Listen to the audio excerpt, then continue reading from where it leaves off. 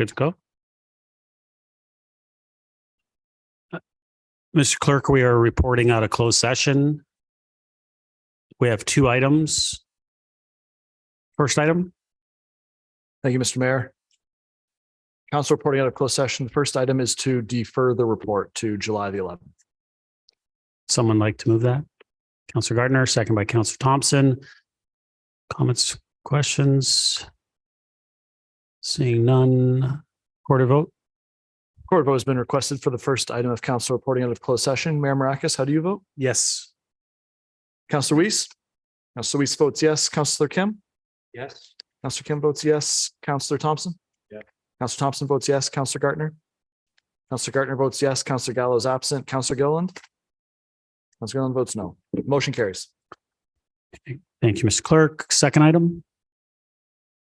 Thank you, Mr. Mayor. The second item of council reporting out of closed session is to receive the report that confidential direction to staff be confirmed and that the requirements of bylaw number 4255-01 to provide public notice before the sale of property be waived, and the requirements of bylaw 5710-15 to provide public notice before the closure of a highway be waived and no further notice of sale or closure of Archer Hill Court be provided, and that staff be directed to bring forward any applicable bylaws required to stop up and permanently close Archer Hill Court and declare it surplus to facilitate the sale. Someone like to move that? Councillor Kim, seconder. Councillor Thompson, comments, questions? Seeing none, recorded vote. Recorded vote has been requested for the second item of council reporting out of closed session. Councillor Kim, how do you vote? Yes. Councillor Kim votes yes. Councillor Gilliland? Councillor Gilliland votes yes. Councillor Gallo is absent. Councillor Weiss? Councillor Weiss votes yes. Councillor Gardner? Councillor Gardner votes yes. Councillor Thompson? Yes. Councillor Thompson votes yes, and Mayor Maracus. Yes. Motion carries. Thank you, Mr. Clerk. Confirming bylaw. Councillor Gardner, seconder. Councillor Kim. All those in favor? Opposed? That carries. Motion to adjourn. Councillor Gardner. Councillor Weiss. All those in favor? Opposed? That carries. It was just to adjourn, don't worry. Councillor Kim, it's all yours. Great. Thank you, Mr. Mayor. So, Mr. Clerk, the time is 7:02 on Tuesday, June 6, 2023. I'd like to call the General Committee meeting to order. And we'll start with the land acknowledgement. The town of Aurora acknowledges that the Anishinaabe lands on which we live and work are the traditional and treaty territory of the Chippewas of Georgina Island, as well as many other nations whose presence here continues to this day. As the closest First Nation community to Aurora, we recognize the special relationship the Chippewas have with the lands and waters of this territory. They are the water protectors and environmental stewards of these lands, and as a municipality, we join them in these responsibilities. We further acknowledge that Aurora is part of the treaty lands of the Mississaugas and Chippewas, recognized through Treaty Number 13, as well as the Williams Treaties of 1923. A shared understanding of how the rich cultural heritage that has existed for centuries and how our collective past brought us to where we are today will help us walk together into a better future. May I please have a motion to approve the revised agenda? Mayor Maracus and Councillor Weiss. Any questions or comments on the agenda? Mayor Maracus. Thank you, Mr. Chair. And through you, I just, I'll be adding a notice of motion. I'll be asking for waiving of procedure. The motion is there is some urgency as to give staff, hopefully, if approved next week, enough time to work on a housing pledge that we can then submit to the province and enough time for it to come back here for us to have a nice look at it and have a good discussion about what we would want to send to the province. So there was some, that, like I said, some urgency. So I put this on so that we can have that discussion next week. So hopefully we can get that waiver of procedure. All right, thank you, Mr. Mayor. So we'll need a 2/3 majority on that. I'll call the vote. All those in favor? Opposed? Okay, that passes. So that'll be added onto council. Any declarations of pecuniary interest? None. So today we have two community presentations. Mr. Khan, President and Chair, and Wendy Brown. Oh. So it looks like I got the last. Okay, they forwarded me the wrong one. Okay, here we go.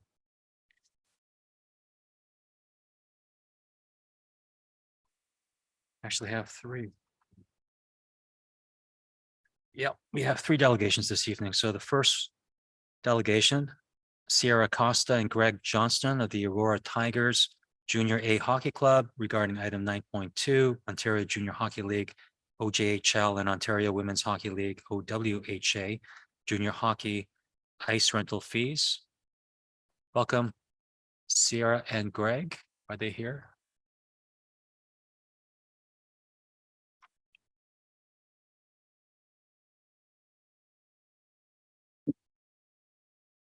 Okay, certainly not. Yeah.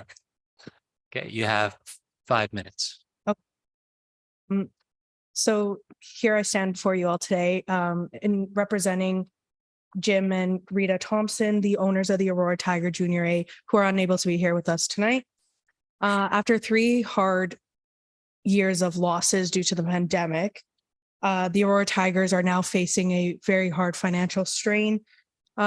These losses come from lack of sponsorship and fan attendance since entering a post-pandemic world.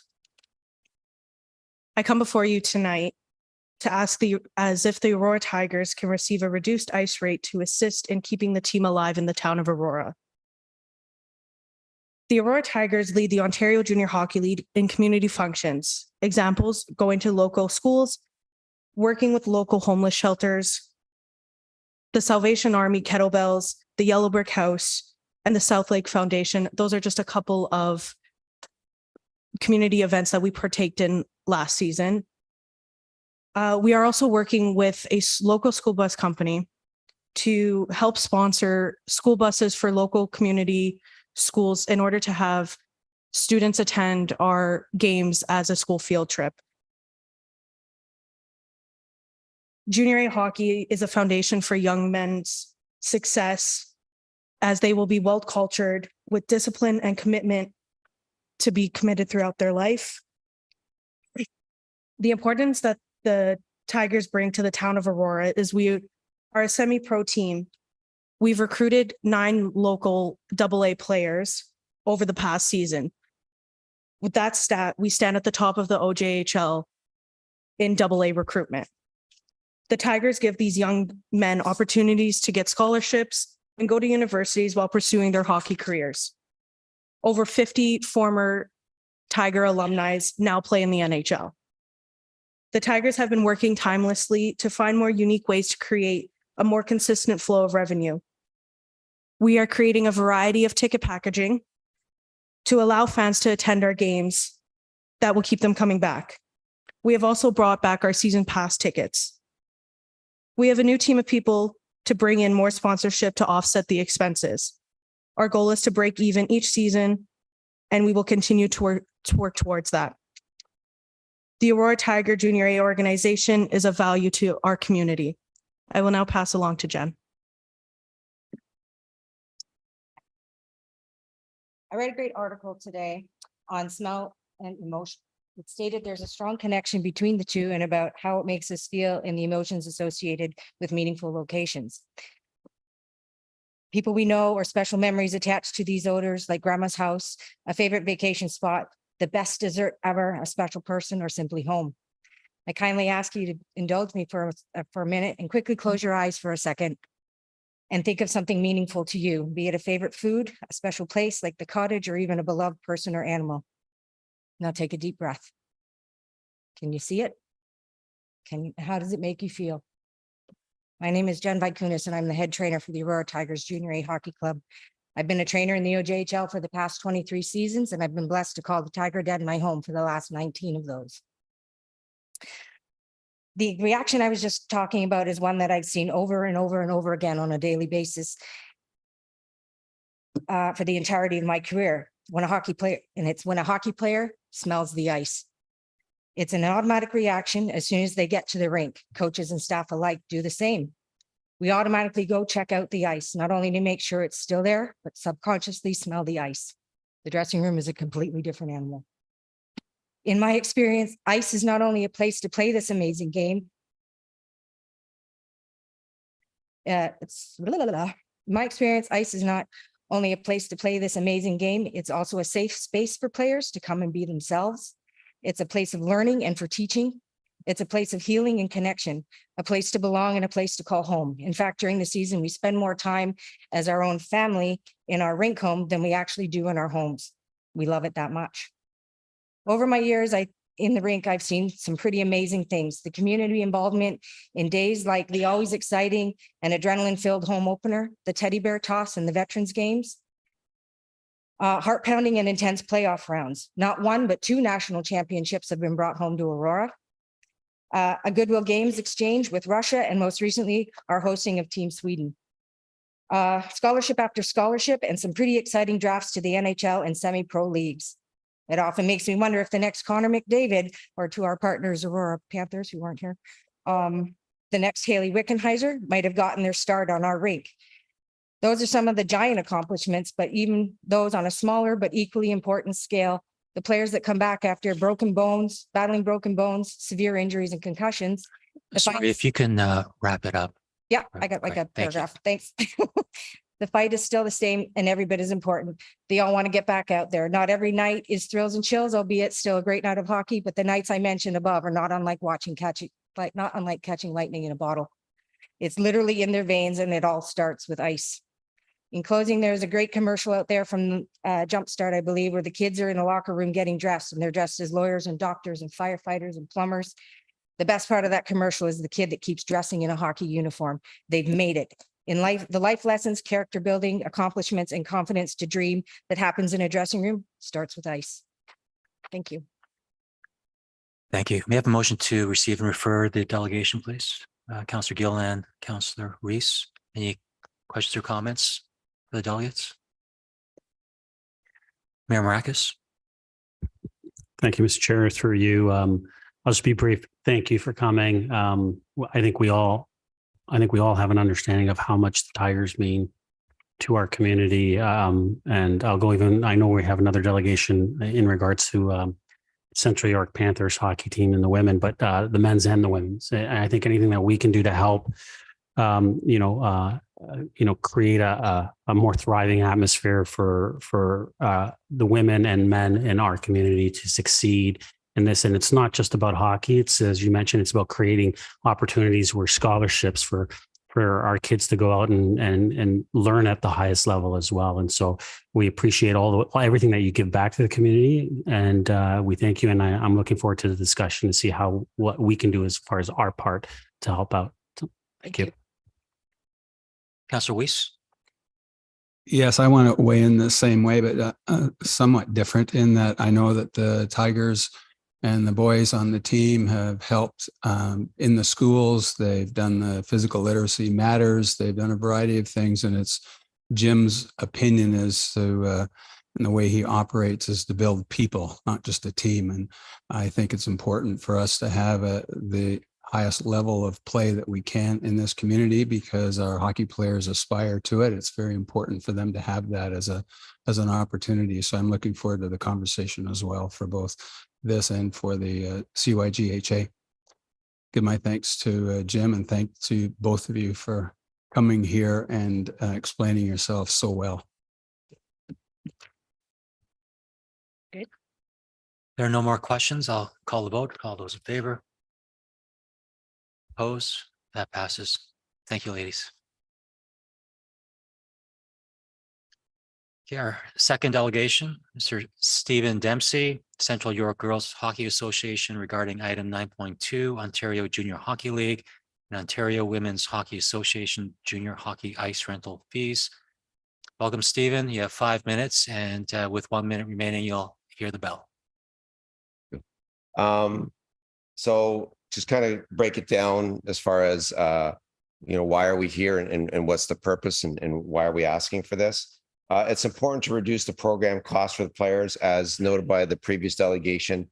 costs have all increased. For us in particular, coming out of COVID, the league has decided to expand. We've doubled the number of regular season games that we have. So what normal female hockey players will play, we will play double that. And not only in addition to that, we will also travel across the province. We have several teams that will play in the Ottawa region. We have teams that will play in the Niagara region. We have teams that will play in the Southwest region. So our travel is far and broad across the country or across the province. And that involves a lot more bus costs. So what a bus cost would have been before COVID, let's say $4,000 for a weekend trip where you're traveling down to Southwest and going to play 3 games on a weekend and then come back. Now that's going to cost $7,000 or $8,000. So the costs have really increased. They've also decided, because the female game has really taken hold and we're wanting to look for a lot more parity between the male and the female games, we've gone to a 4 official system. So the costs have increased across that. We also have a lot more showcase tournaments that we have to go to in order for our players to have these opportunities to be seen by universities or to be seen provincially or by national team. Having this level of play as far as the overall long-term athlete development plan, it's really important because you need to be playing against the best players across North America in order for us to really grow the game as well. And that's kind of what we're trying to do here, is grow the game. By growing the game and by making it much more exciting and much more, at a higher level, we've inspired and continue to create, dreams and young female players that are coming along that see this and they see that in their hometown and they want to aspire to it. So it's really important that they have those opportunities. It helps. We found that through the COVID years and even past that, how it really using sport and this program, it's helped to increase self-esteem, self-confidence, and creating more leaders out in society, because that's what we're all about here, is creating the leaders of tomorrow, having strong female voices in our community. As far as the opportunities that this provides us, speaking to what both Mayor Marac has said and Councillor Wee said, it provides us a lot more opportunities for the players to have scholarships. We've had over the time period of this program, we've had hundreds of players that have left this program and gone on and had university opportunities. We've had players that have gone on and played provincially for Team Ontario. We've had players that have gone on and played for Team Canada, and we've had players that have gone on and played for Team Canada and won gold medals. So it's really important for us that we continue to have those opportunities, because those are the things that inspire the young female youth in the community when they see someone that they can see walking through their arena right before their practice, and they can say, oh, I could be that person, because that's them right there. It's tangible. They can see it. They can touch it. If they can see it, then they can believe that they can do it. Hockey becomes a vehicle not only for them to get the scholarship, but it becomes a vehicle for them to get a higher education. Some of them, without hockey and that sport opportunity, they might not have aspired to that. So it provides more educated individuals in our community that will end up being the leaders of tomorrow. Greater opportunities also to coach. We're developing a lot of leaders through our programs, and we have a lot of players that are on this particular team that will coach younger teams in our association, or when they come back from university, they coach, they give back. We have right now on both the junior team and the U18 AA team, both teams, the majority, I would say pretty much the entire staff, are made up of ex-players that went to university, have come back, and now they want to coach and give back to their community. So it's a great circle there that we've created. We've also inspired the young players through the COVID time when we couldn't make that physical connection. Our program was able to create connections online through social media, creating videos and stuff like that to aspire and inspire the players that were at home, that were stuck in isolation, to work on their skills, to be connected through social media, to post something on social media that, they could challenge one another through what they were doing at their home, to still stay invested in the sport of hockey, even though they couldn't be connected in the dressing room. Just to highlight some of the initiatives that we've done as a program, not as an entire association, but as a program: Hope House, 360 Kids, Covenant House. These are clothing drives. These are providing Christmas gifts to people, or to young females that maybe have never had a Christmas before. We had a situation this past Christmas where we gave some gifts to 360 Kids, and the letter that we got back from 360 Kids was quite touching. There was a child there that got a chocolate bomb, and it was the first time they'd ever gotten a hot chocolate bomb. It was their first gift they'd ever gotten, and we actually gave them 2, and they said they were going to save the second one from when they had their birthday later in the year, just because they didn't expect that they were going to get a gift.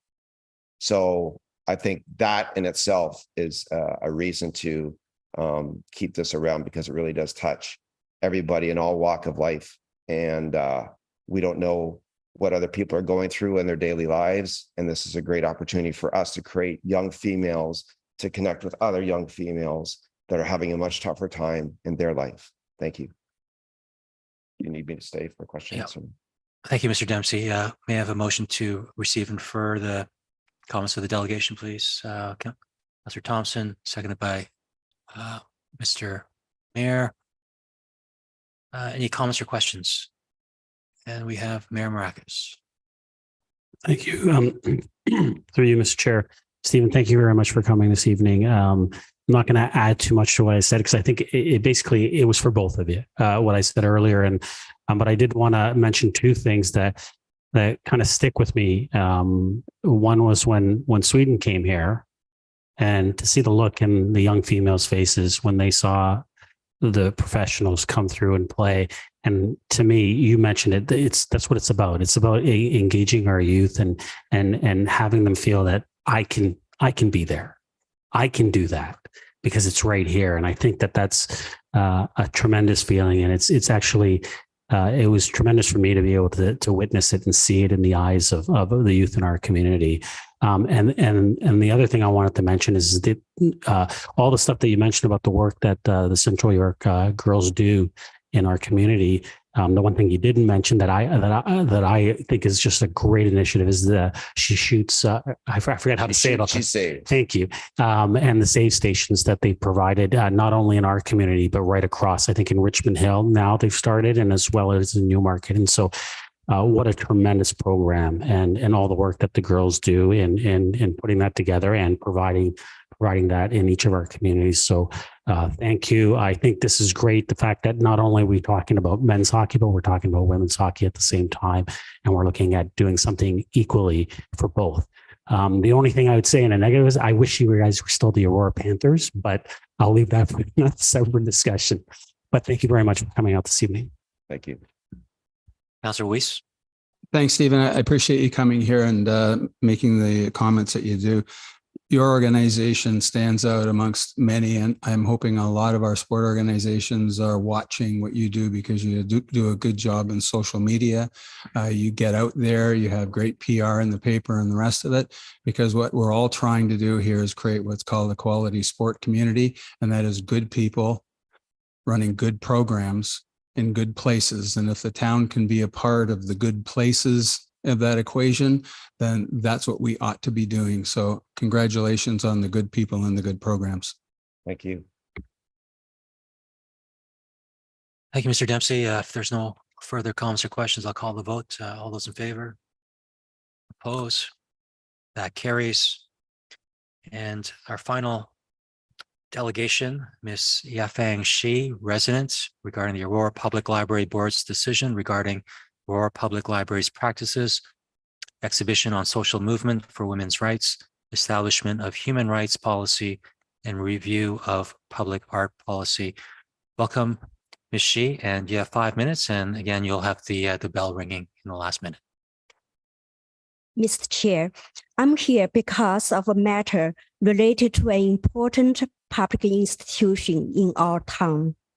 The Aurora Public Library censored and has continued to censor, erase, discriminate, and penalize me with reprisals related to my recent exhibition on social movements for women's rights. The library has been censoring women's voices in social movements that I have documented, as well as my voices as a racialized artist. The censorship and discrimination and the reprisals are interconnected and reinforce each other. This practice and conduct are contrary to the Charter of Rights and Freedoms and the Ontario Human Rights Code. I requested that the library board to hold the library accountable, to apologize to me and to the community, and produced the artist interview video that was pre-scheduled and done with every artist who exhibits their work in the library, amend the library's public art policy, and establish a human rights policy to make their policies and practices Charter and Human Rights Code proof. I experienced censorship of my work on Women's March at the Markham Public Library 5 years ago. The library apologized and held a community forum. I advocated for a better public art policy at the Markham Public Library Board. The Markham Public Library has designated the principles of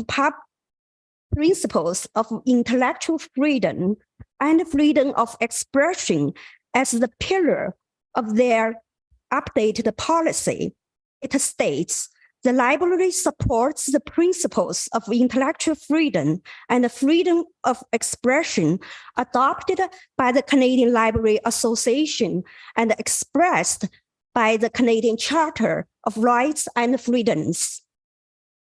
And also the Toronto Public Library has their human rights policy.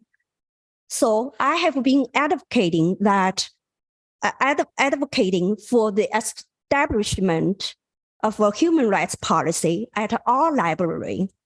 However, the Aurora Public Library Board did not act on my request in an open, transparent, and accountable way. The decision was made at closed-door meeting. So the board did not fulfill its responsibility for prudent oversight of the library to hold it accountable and ordered the library to correct their glaring wrongdoings. It is also very disappointing that the board is not establishing a human rights for the library. This matter has negatively impacted me mentally, physically, and professionally. I hope that my advocacy can help the library board and the library to make a positive policy and practice changes so nobody will go through what I have gone through again. No more policies and practices contrary to the Charter of Human Rights Code.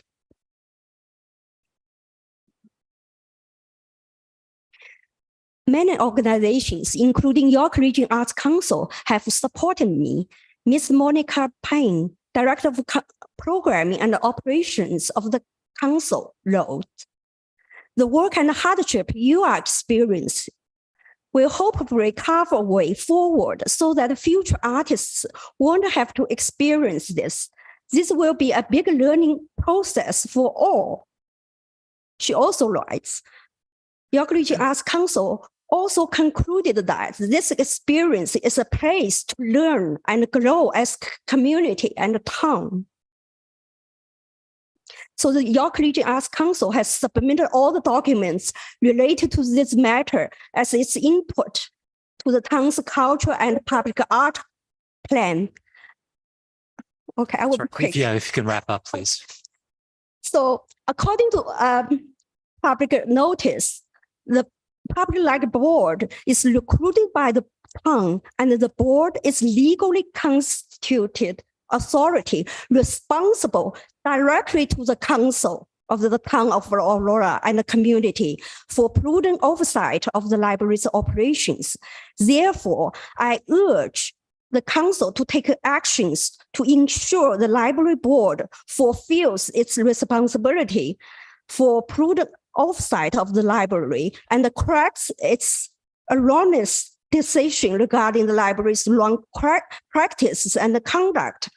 I urge you to put this matter on the council's agenda and act on it.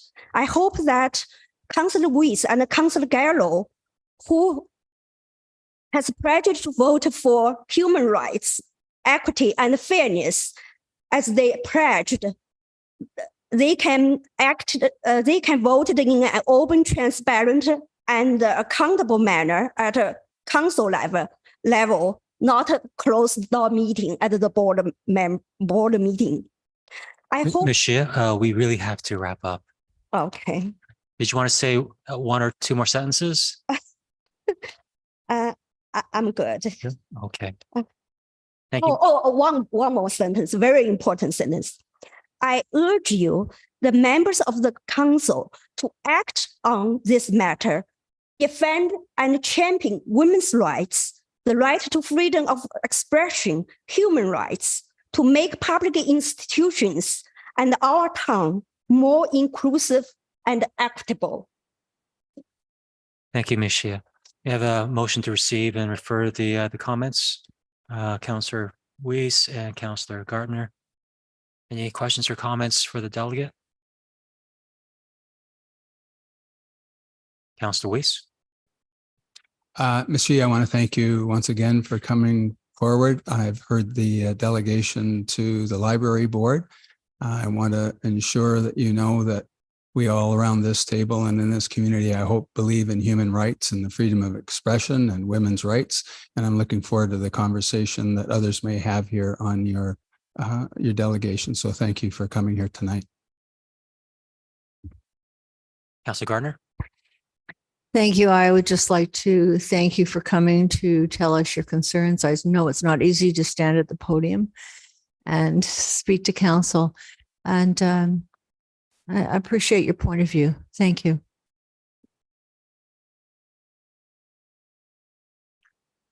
And Councillor Gilliland. Thank you. I just want to say thanks so much for coming and speaking today. I know it takes a lot to come in front of council to express your concerns. I am grateful we did have a conversation. So I really do hope that there is some resolve and resolution, at least some communication that could be at least, settling for you and ensuring that everybody's on the same page. So I do appreciate that. Thank you, Ms. Shea, and I echo those same words. Thank you so much for presenting here and allowing us to listen to your testimony, and it's very well appreciated. With that, can I have a call this to a vote? All those in favor? Opposed? That passes. Thank you, Ms. Shea. Okay, so we don't have a consent agenda items this evening, so I will go into advisory committee meeting minutes. Can I have a motion to receive item 8.1 for information, please? Councillor Gilliland, Councillor Thompson, all in favor? Opposed? That passes. So that brings us to the regular discussion items. 9.1 sport plan update number 4. Do we have any? We have a staff presentation. Oh, Ms. Haley Jones, welcome.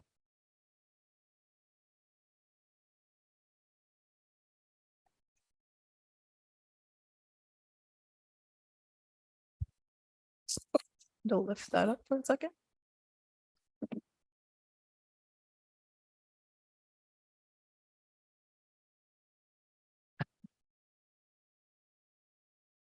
Okay, so good evening, Mayor, Council, Acting CAO, dignitaries, and town staff. It's my pleasure to be here this evening to present an update on the sport plan to all of you. My name is Haley, and I'm the Sport and Community Development Specialist here at the town. I've been in my role now for just over 6 months, so I started at the end of October, and would like to start by leading with gratitude and by thanking the council for supporting the sport plan and various initiatives under the sport plan. During our short time together this evening, I'm going to focus on 4 key highlights. First being the Recreation, Healthy, Active Living Leadership course that we launched. Second is the OWHA pre-tournament that we hosted here in Aurora. Third is the Safe Sport Workshop and Model, as well as upcoming sport plan initiatives. Starting off with the inaugural Recreation and Healthy Active Living Leadership course, or PLFM for short. The town entered into a partnership with Ask Online Canada, which is an online high school, to provide an academic platform to ensure that all the students enrolled in the course received or were able to obtain a grade 12 credit towards their high school diploma. The town launched a promotional campaign in December of 2022, with the course officially beginning in February of 2023. The course itself ran for 10 weeks, totaling just over 110 hours, with a focus on experiential learning, leadership competencies, and empowerment strategies. The sport plan, it reiterates what we already know to be true, and that is that girls, gender diverse youth, and women are underrepresented in sport and healthy active living.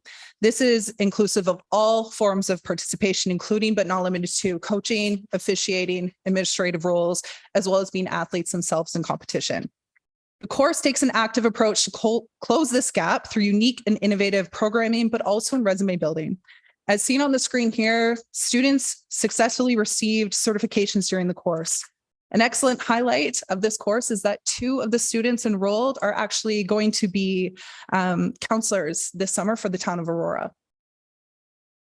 Through the support of community organizations listed up on the screen that you can see here, the course saw many successes in its inaugural year, between guest speakers, mentoring, various levels of support from community organizations, and members themselves played a valuable role in ensuring that the next generation is prepared for any opportunities that are going to come their way. I've heard directly from parents and students themselves that this course was life-changing.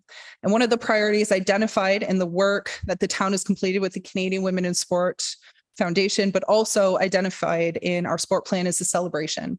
And we were able to bring together a celebration for the students that were enrolled in the course. Over 30 people came together, and this was an amazing way to end the leadership course and acknowledge the growth and development of many of the students. We look forward to the next course launching in February of 2024 with a new class of future leaders. Within weeks of this inaugural course launching, the town entered into a bid to host OWHF, or better known as the Ice Hockey Federation, via Hockey Canada. There was a call out for municipalities and organizations to host pre-tournament competition weeks before Brampton hosted the World Championship. And in the first round of bidding, the town of Aurora package was 70 pages deep. Second round, we submitted an additional 7 pages to show and articulate why the town would be a successful choice for them to choose. And we won the bid. The town hosted Team Sweden for training camp and an exhibition between Sweden and Switzerland. And this was so much more than just a hockey game. This was an opportunity to breathe life into our sport plan and show young girls and young boys what they can be when they dream big. The town wanted to ensure that the Aurora community had several touch points to interact on this international stage. Over 150 tickets were given away to community organizations and community members. Free skates were extended and promoted in collaboration with the event. And as a highlight, I know we've got some of our Junior A Tigers staff here. The Tigers season ended the night before the free skate. And I had anticipated that they would all bail because that is a really emotional piece to go through as an athlete. They all showed up, not only themselves, but their staff. Jen, who's behind me, who spoke earlier, was there as well. All showed up in their jerseys to participate in this amazing event. Council, this is an example as to why our sporting community here in Aurora is so unique and so special.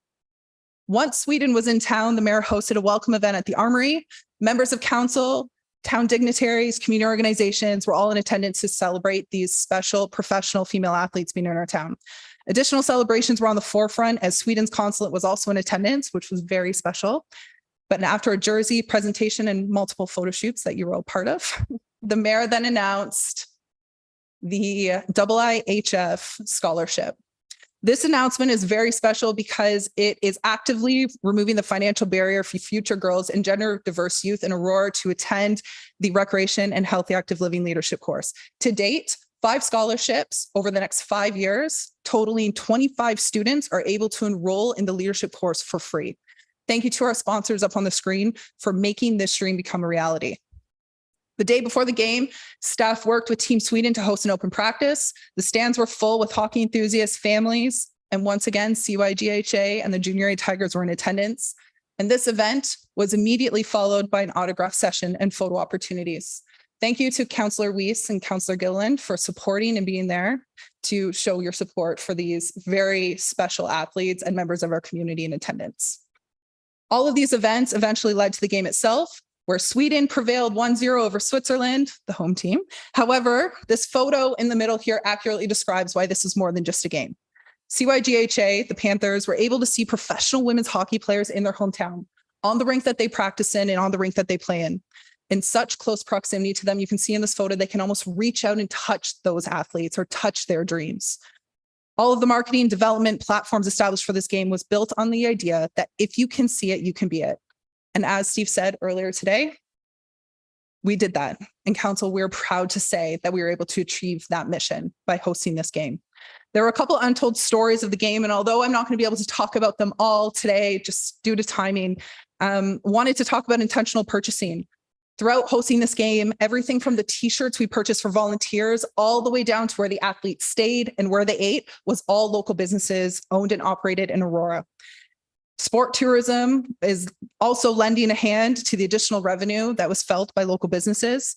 The game sold out with over 1,000 people in attendance, and this level of revenue generation for local businesses is essential to growing our sport tourism strategy. Revenue generation, for CYGHA, the town was able to have conversations with Hockey Canada and Ontario Women's Hockey Association, and 20% of the ticket revenue went directly to CYGHA. CYGHA was also the sole owner, as you can see on the screen, of the 50-50 game. All of this combined around community involvement and interaction, and there was an ultimate sense of pride and energy in our town and at the events of the game. Aurora was also the only municipality in York Region to be awarded this bid, and the town has proven not only success in implementing the sport plan, but also success in hosting international sporting events. We've set a high standard, and this has been recognized by other organizations and municipalities outside of even York Region. Within 2 weeks of hosting this amazing event, we flipped gears to a safe sport workshop. We know that the safe sport landscape is forever changing and developing. One thing remains the same, and that is that sport can be a vehicle to develop, enhance transferable skills for all participants. We welcomed Allison Forsyth of ITP Sport and Recreation, who's a former Olympian and survivor of sexual assault, to talk to members of our community around what we need to do and to have a clear understanding of the steps we need to take to ensure participant safety within sporting organizations. The Lunch and Learn had over 46 participants in the room, and it was at capacity to hear Allison speak. The model the town is taking on in terms of taking over the financial, administration, and booking tasks has proven to be a successful model. I've heard personally from LSOs that they are interested in these educational sessions and workshops, but they simply do not have the financial means or capacity to do so, as they are largely volunteer-led. So what is next? Using this model, we've implemented for the Safe Sport Workshop and prior workshops that Aaron Hamilton had also hosted. We are going to highlight a few upcoming initiatives. The first up on this specific list, and it's not in any order, but is around DEI in sports. So diversity, equity, and inclusion. We're currently working with Sport Law to develop a 3-part series that is going to focus on creating and maintaining inclusivity in sport, with focus on allyship, avoiding racialized tokenism, and LGBTQ2S+ inclusion. In addition to that, we're also working with Wisdom to Action with 2 sessions with Faye Johnston around supporting and advocating for trans athletes and how we need to create safer spaces. Following that, we're working on some mental health and well-being supports and resources, working with CAMH and CYGHA, as well as Bridge North, which is a women's rights group, but primarily focused on how to support women in and out of the sex trade.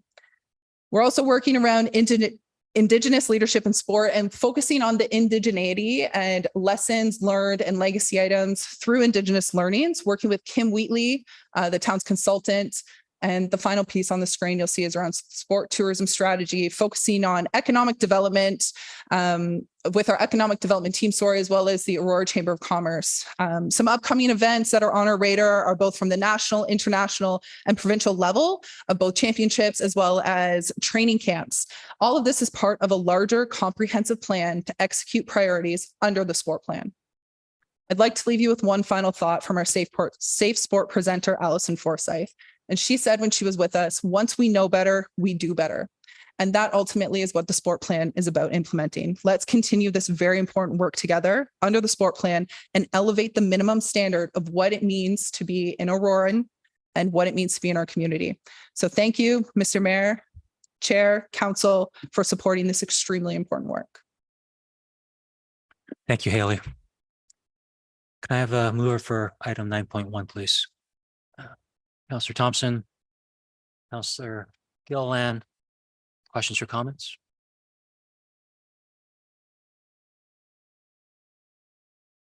Haley, you can sit down. It's we're questioning now. Okay. Counselor Thompson. Thank you, Haley. Thank you very much for that update. Really appreciate it. One of the things that is mentioned in the report, but wasn't necessarily on the slide presentation, you talked about what's next steps and some of the upcoming initiatives. But one of the things that's in our report talks about a refresh for the sport plan. It's certainly been many years since it was first drafted. Can you sort of expand on what your thoughts are about how you plan to address the refresh of it? Haley. So through you, Mr. Chair, thank you. That is such an amazing question. The sport plan is well received on my end in terms of where my research lies in terms of coming into this position. There are several pieces that I think really need to be addressed. One of which is the renovation on the Sark Gymnasium, I think is an amazing step in terms of where the sport plan has guided us and using that as a leverage to additional pieces. I mean, it was launched in 2016. My team and I, under Lisa Worth, have had many conversations around next steps. And I think we do need to do some addressing of we've accomplished so much that's currently in the plan that it's time for us to think differently and kind of elevate what those standards are.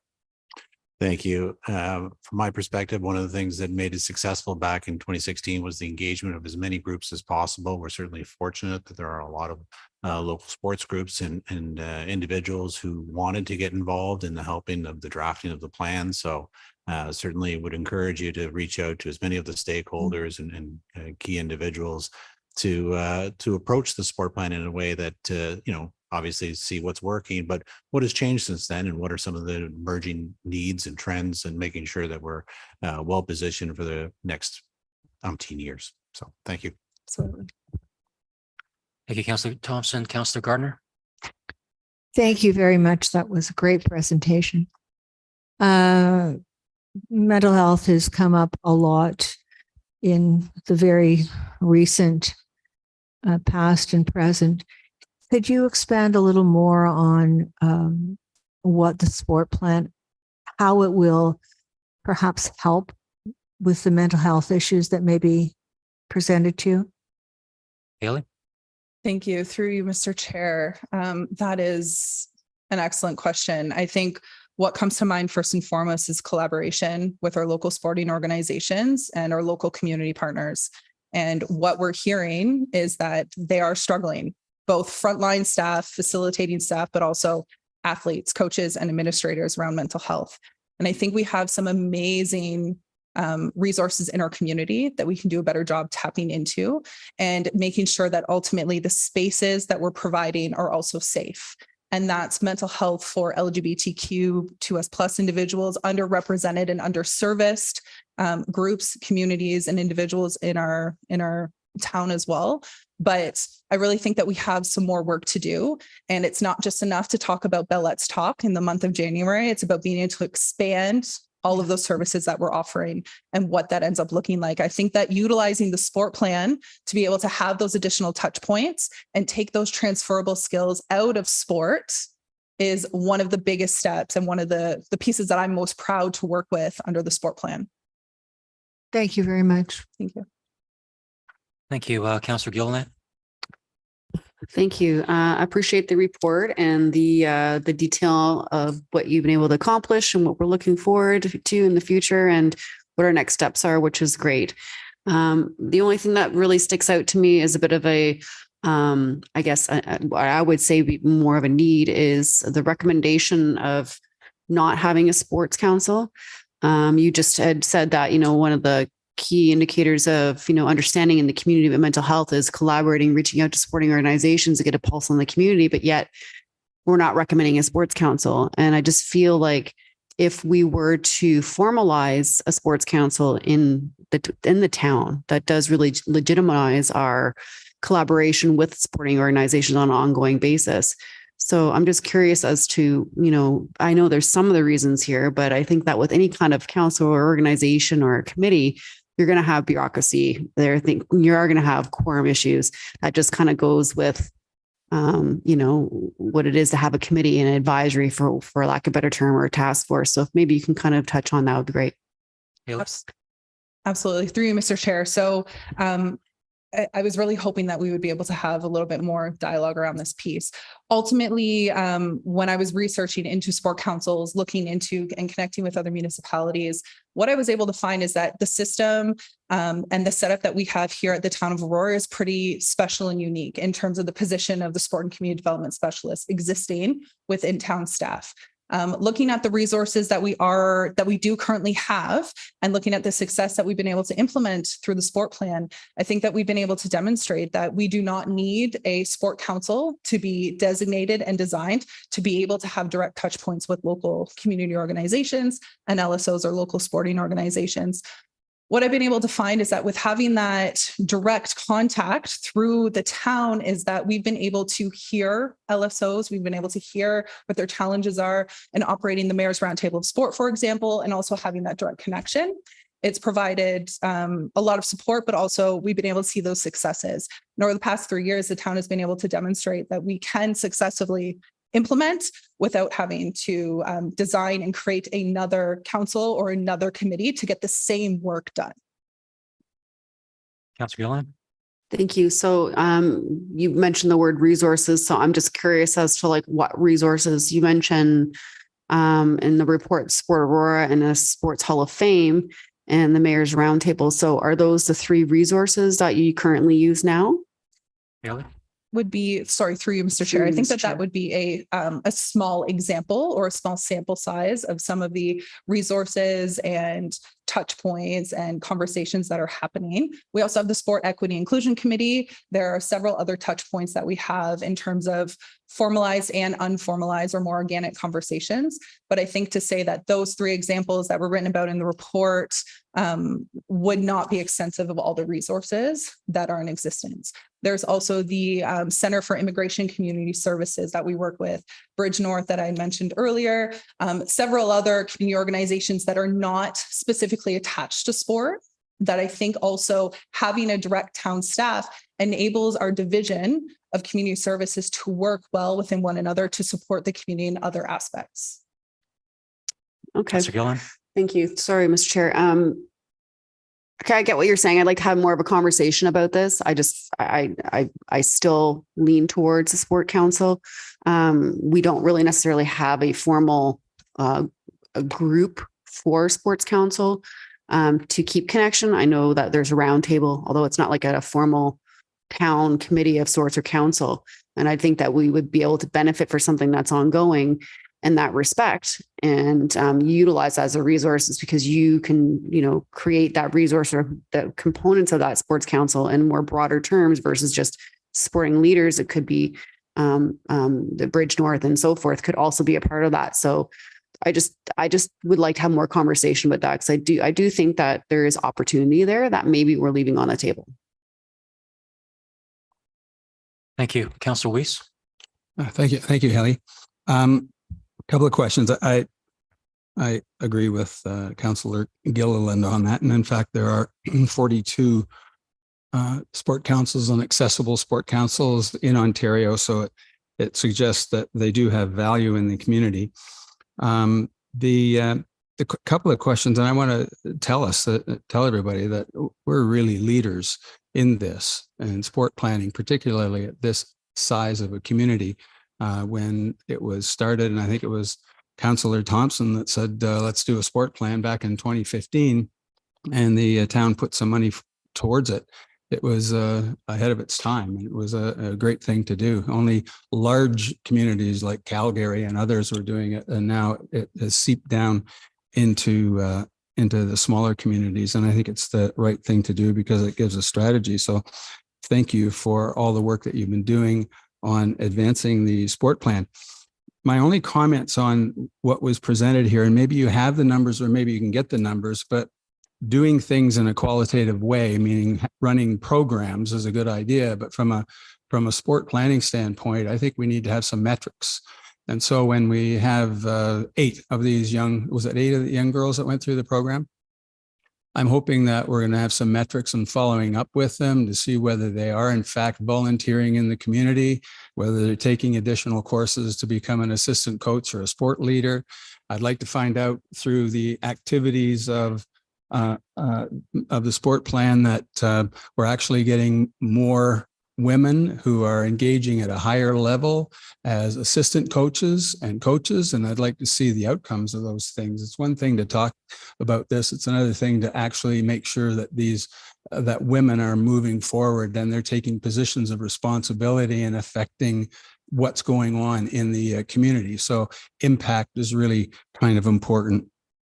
And likewise with the IHF, I mean, you referred to a number of items that happened, but we have a program called STEAM that will do an economic impact for exactly those types of things.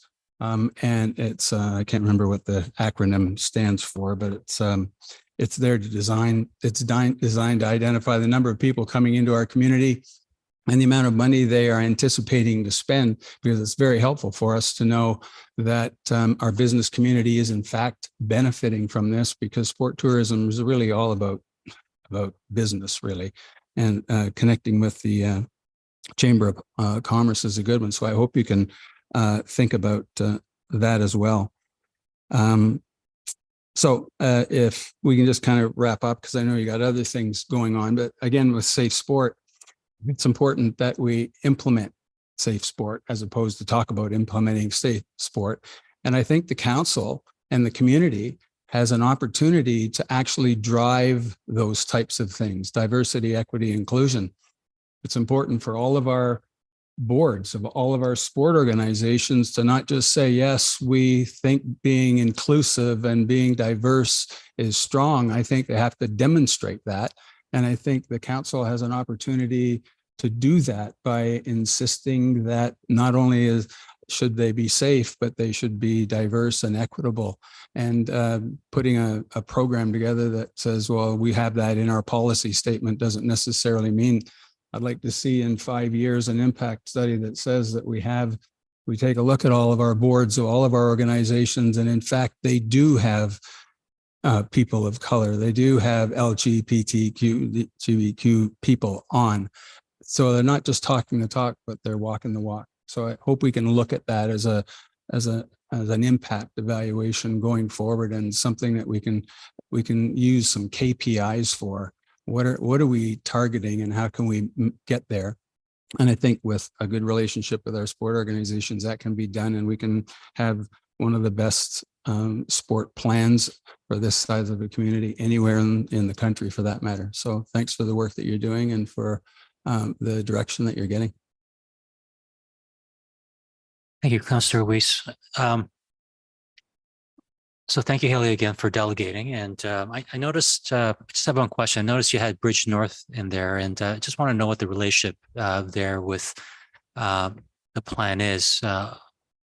Amanda Staston and I are friends, and the mayor and I did walk for Bridge North for awareness last year. So if you could explain the relationship there.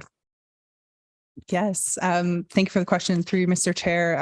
I've been working closely with their manager of programs and their outreach, and it was really an organic conversation that came up in different working environments to be connected back to them. They're looking to do a lot of workshops around LGBTQ2S+ initiatives, supporting trans individuals that they also support, as well as gender equity.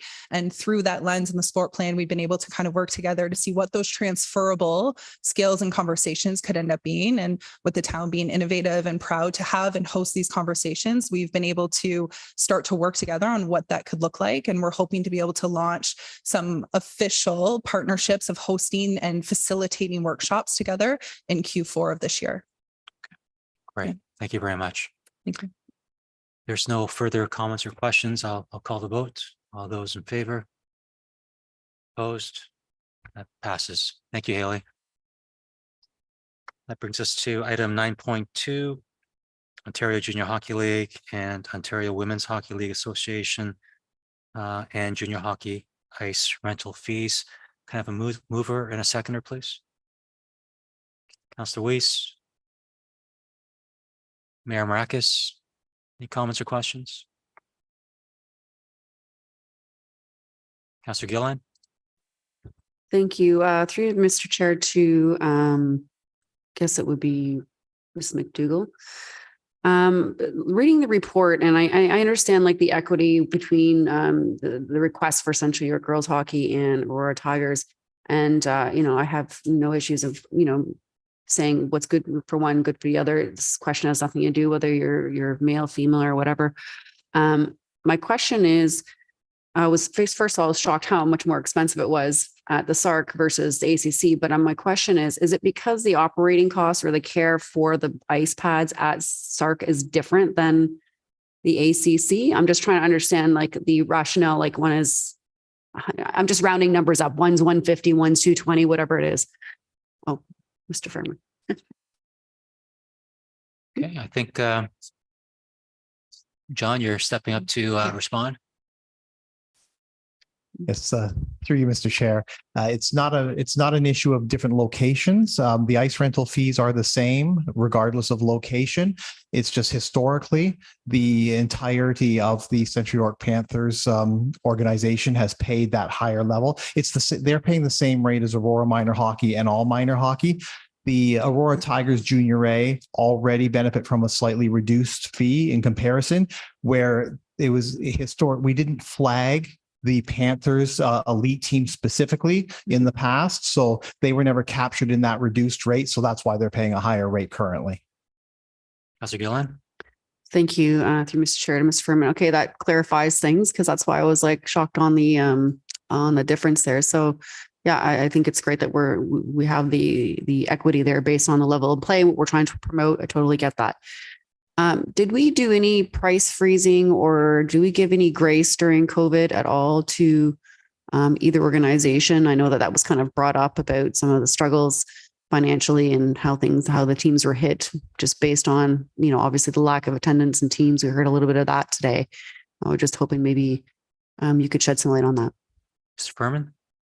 Chair, no, there was no special price freezes or reductions due to COVID. What we did do during COVID is we waived fees for cancellation. We took steps like that so that given the number of cancellations that happened, normally we would charge penalties for that, which we waived throughout COVID. But when anytime any organization used the facilities, they were charged the rate stipulated in accordance with the fees and charges bylaw. Councillor Gillen? Thank you. And I believe it was in the report through Mr. Chair to Mr. Furman. What is the annual increase as it sits on a percentage basis that every year we adjust? Mr. Furman? Through Mr. Chair, it varies from year to year as directed by council. For 2023, the rate increase was 4.83%. Okay. Councillor Gillen? Thank you. Councillor Thompson? Thank you. Through you to Mr. Furman. John, is there any, first off, I'm certainly in support of the motion in front of us. And as said earlier, we all recognize the benefit that both organizations bring to the community. But is there any concern that other sporting teams might also consider themselves to be elite and approach you and also look for any reductions in fees? Mr. Furman? Chair, there are two other organizations that could potentially fall within the same category. One has already been addressed, and that is Team Ontario through the elite level baseball.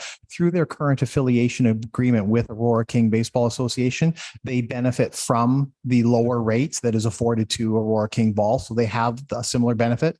The other organization is the Simcoe County Rovers, League One Ontario Soccer League. They also currently have an affiliation agreement with Aurora Youth Soccer Club, so they provide that program on behalf of the soccer club, and they benefit from receiving the lower level rate that the Aurora Youth Soccer Club receives for rentals. Councillor Thompson? Great, thank you. Any other questions or comments?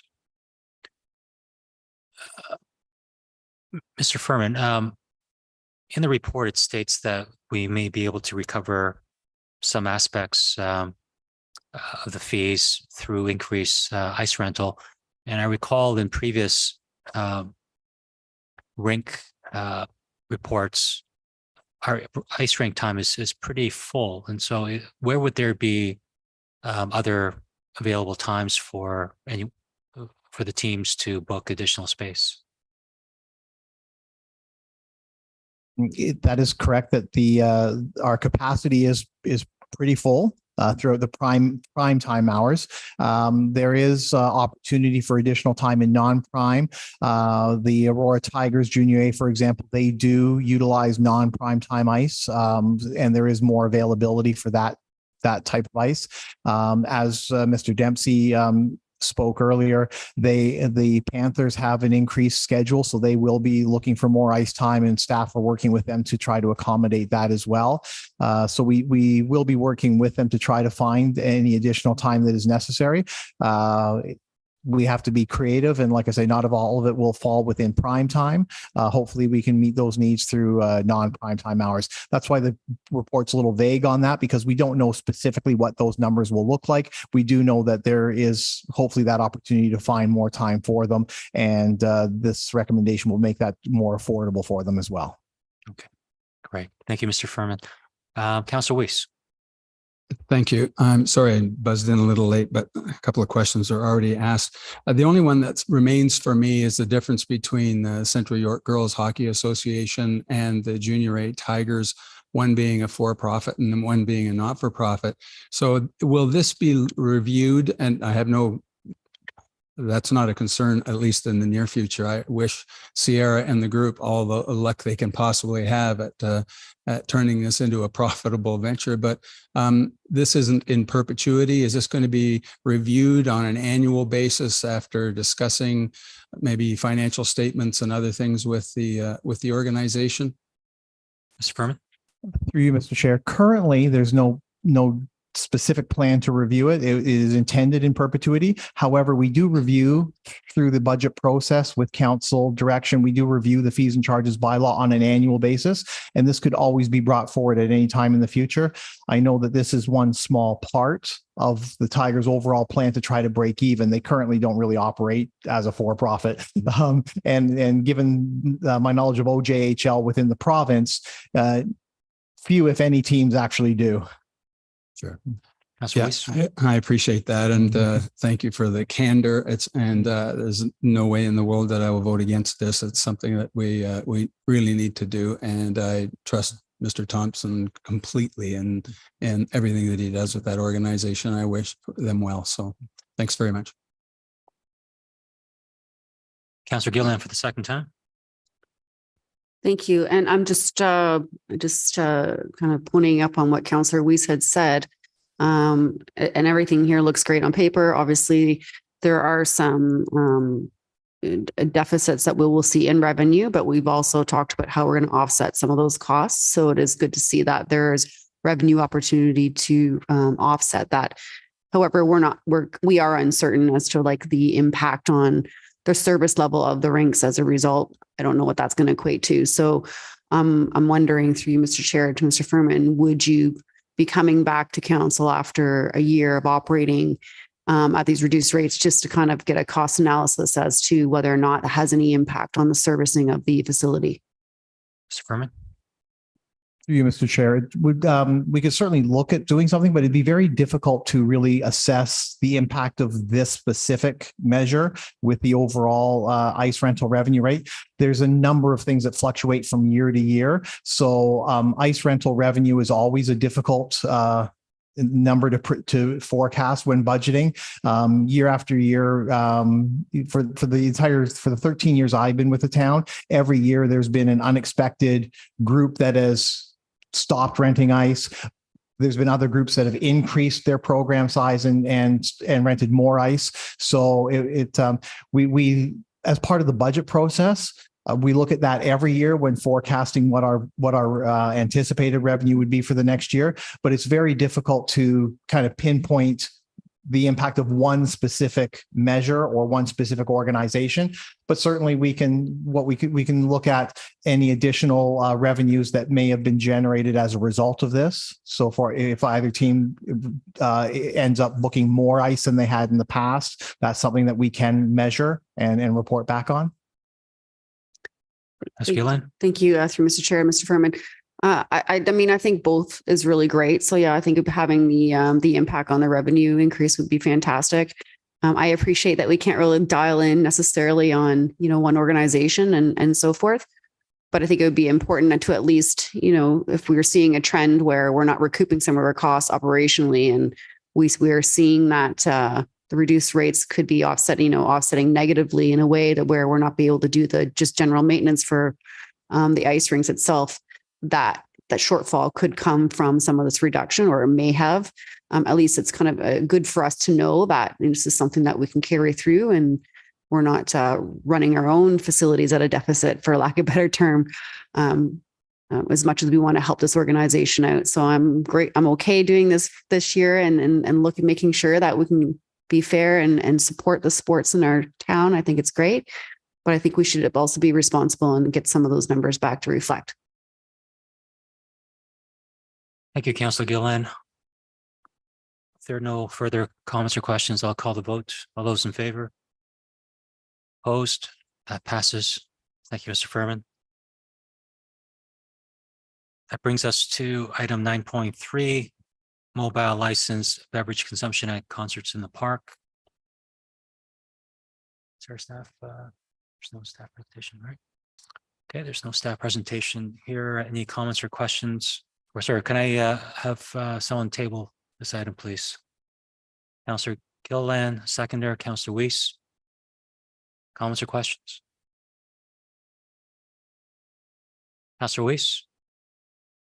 A number of people in community services that I know have been working on this, because it's a unique opportunity, and I'm thankful that the detail is in here, including all the risks. The town park, of course, is in my ward, and it's an important part of the robust nature of everything we do in this community. So I'm thankful for the work that's been done on this in such a detailed manner, because it was anticipated.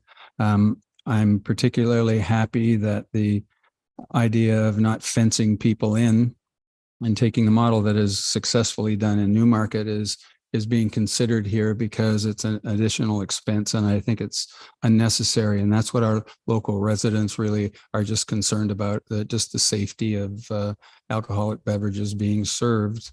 And many of them at the time said, well, we're seeing the number of cans and bottles being picked up at the end of the night anyway. So it's a good idea to have it under some kind of control. So I want to thank them for the work that they've done in this. And I'd like to hear what other council members think about it, because I think it's the right time right now to do this pilot, and hopefully it's a success for the future. Thank you, Councillor Weiss. Any other comments or questions? No. Call the vote. All those in favor? Opposed? Yeah, that passes. 9.4.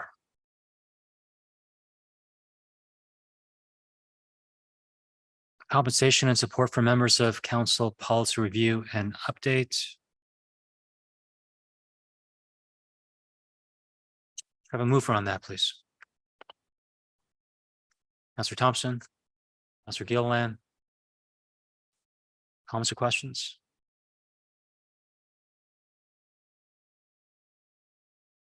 Councillor Weiss. So my question really is this the final report from this committee on compensation review? Or is the committee still operating and moving forward? Okay, Miss Rachel Wainwright Van Kessel.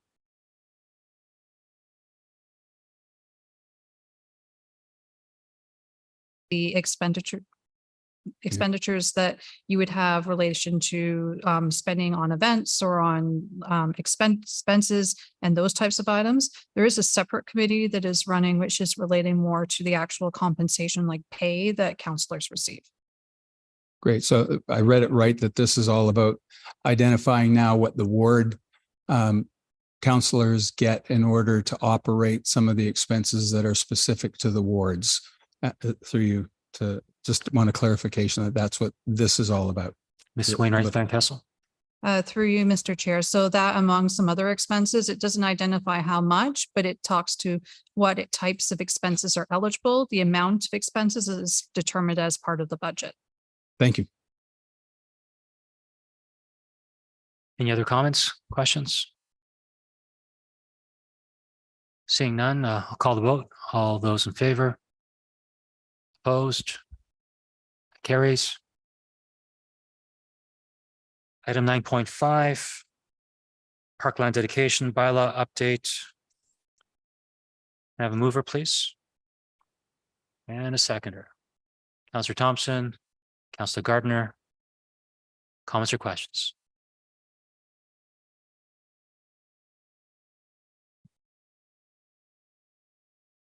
Okay, seeing none. Oh, Councillor Weiss.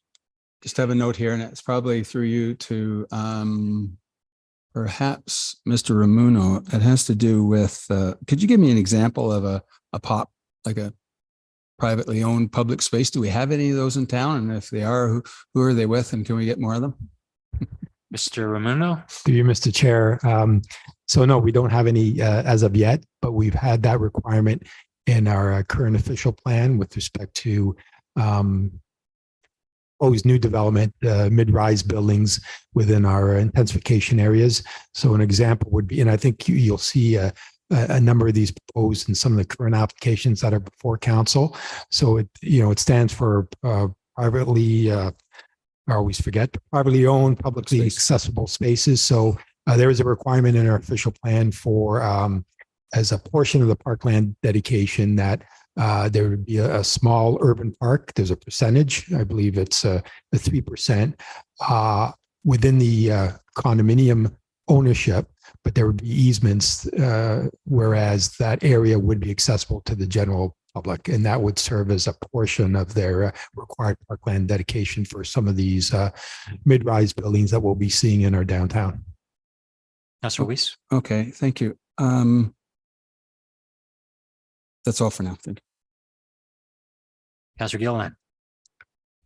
Thank you. Just on the point on some of the changes on page 3 of 6 on the bottom about the Planning Act changes that will mandate reduction of Parkland a dedication for not-for-profit and affordable and attainable housing as defined by the Development Charges Act. Was that section included in here as how it was defined? I'm just curious as to how that was perceived.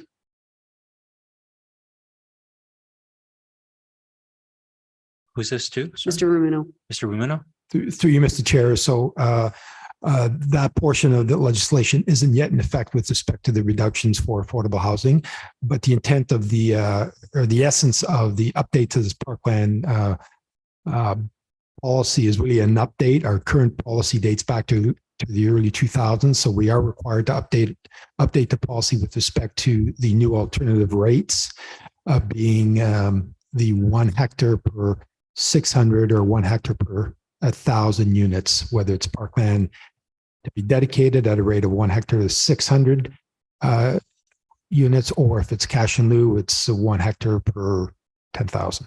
So that will be the most significant change within the bylaw. Councillor Gilliland. Okay. An effect date to be determined after proclamation. So do we have an estimation as to when that might occur at all? Through you, Mr. Chair, to Mr. Rumino. Mr. Rumino.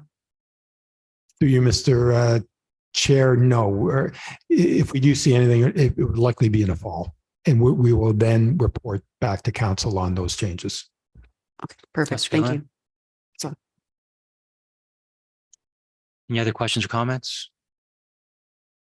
Seeing none, I'll call the vote. All those in favor? Opposed? Okay, that carries. Item 9.6, request for traffic calming measures on various locations. May I have a mover and a seconder, please? Councillor Gilliland and Councillor Gardner. Comments or questions? Councillor Thompson. Thank you. Through you to Mr. Ramon or Mr. Bad, who's also here. Just if you can speak to the warrant one for the various ones. In one condition, we said we waived that warrant because of COVID. So I just want to get a better sense of the timing of when we were doing this project. Are we still waiving it now, or is this a few years outdated? Mr. Bat? Through you, Mr. Chair. The original request that we received for the first two locations came in early 2020. It was during the impact of COVID. The resident has expressed her concern about going door to door, trying to get petitions. So at that time, staff has decided to waive the petitions. But moving forward, petition is still required since all the COVID related restrictions has been lifted. Mr. Thompson? Thank you. I kind of heard that, but we'll get you to speak up next time. Oh, sorry. I think my only concern, and while I understand it at that point in time, is that, at least during my time, we've seen the impact of not necessarily engaging the residents and then putting in traffic calming measures. And then all of a sudden, members of the community may not be supportive of it. And one of the decisions council made a long time ago was to reverse some of those traffic calming measures. So while I don't dispute the fact that it's met the warrants in terms of some of the speeding that's going on, I'm concerned that the residents were not engaged in the process to see whether or not they too are supportive of it. And I just don't want to go ahead in, for example, in the Conover location and install them and then create all of a sudden another issue for this council to deal with. So there is a concern there with regards to skipping that step, given that we could at this point in time, get that petition coming around. The second piece really is, and I noticed that in the report, it went to the active trails and transportation, and their comments too were about, did we give some consideration to not necessarily speed humps, but alternative measures perhaps, or those bullards. Can you speak to that? Mr. Bat? Through you, Mr. Chair. The committee's particular concern is that if we were to install any traffic calming measure at this time without the completion of the active transportation master plan, there could be some conflicts in terms of installing bike lane and the traffic calming measure that was being recently implemented. And in terms of the flexible post sign, staff is currently undertaking a study for the effectiveness of the flexible post sign. There was a staff report to council, I think about 2 years ago, that we select the location at the school zone was implemented with the flexible post. Now staff is in the process to determine the effectiveness of the sign before we recommend to council if we should proceed with the sign or not. Mr. Thompson? Thank you. I might have to get you to repeat that one because I only caught some of it, but that was sort of my follow-up question is that, the speed humps, there's a fairly notable price tag to it. And the question always comes is, are they effective? Are they working? Are they really reducing it? And specifically, you've identified in one of them, the Conover one, which is between Borealis and River Ridge. I mean, we implemented years ago that as a school zone, so fines are doubled. The parks there, the schools there, and so there's already some initiatives there to kind of slow things down. I'd be interested before we move forward and spend the thousands of dollars indicated here for whether or not those speed humps are actually, achieving the original objectives. I know, unfortunately, we did a number of them on Mabernack and some other streets around town. And, I think it's still questionable whether or not it's actually had that impact of reducing overall speeds, maybe for that small little section, but in general, but I don't know what the alternatives are. I think the bullards that I've seen on, I think it's Henderson or McClellan, Henderson, I think. Some people say that works better because at least you got to kind of, pay better attention to be able to slow down and go through the two of them, as opposed to, in some cases, people kind of slalom over top of the speed hump. So when did you say that report would come back to us that talks about the effectiveness of these traffic calming measures? Mr. Bat? Through you, Mr. Chair, the report is tentatively scheduled for September of this year to come back to council. Thank you. Thank you very much. Thank you. Councilor Gilliland. Thank you. Through Chair, Mr. Batt. I just want to thank you very much for all the hard work that you have done on this file. And I know that you had a lot of requests from residents who did do petitions and get together. And I can say that I know that myself have met with a rather large group of residents on Aurora Heights who are all in unison with this. And I certainly remember when Kennedy Street was redone and the amount of phone calls that we got from residents saying, when are we getting those back, was overwhelming. So, so far, I feel that the speed humps that we have installed seem to have worked. So I do believe that your measures and the warrants that you have in place seem to currently match. So I'm looking forward to your report in September. I also want to thank you for going out and doing another evaluation at Kennedy. And unfortunately, it still did not meet those standards. So I'll respect that. And, they'll be disappointed, I'm sure. But the fact that we did try a couple of times to see if maybe there's some variations that didn't occur, then at least we kind of proved ourselves correct in that assertion. So supportive of what you have in front of us today and look forward to your report in September. Councilor Gardner. Thank you for your work. I support what you have in front of us today. I'm wondering, when I was going through the election process, I think that every resident on every street would like to have traffic calming measures. And I think that the problem has increased. Do you know anything that any other municipality is doing to, the humps work somewhat. Are there any other ways that we can tackle this problem of speeding? Mr. Batt? No. Sorry, through you, Mr. Chair. So the regions right now is undertaking a travel safety plan, and staff is part of the committee members. And if there's any particular items or elements that the town can implement, that's something that definitely will bring forward to council. Thank you. And I know they don't call them red light cameras anymore, but this is also something that we can hope for in the future, that we might have some jurisdiction over them and the fines that they generate. Mr. Batt? Through you, Mr. Chair. Yes, that's correct. Thank you. Any idea when? Okay. I don't have time for that. Sorry. Okay. Thanks.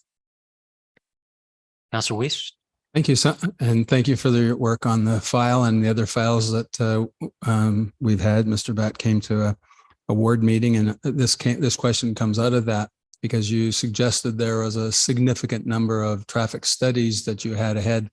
Can you give us an idea through you, Mr. Chair, how many requests for traffic calming studies that you have in your binder right at the moment?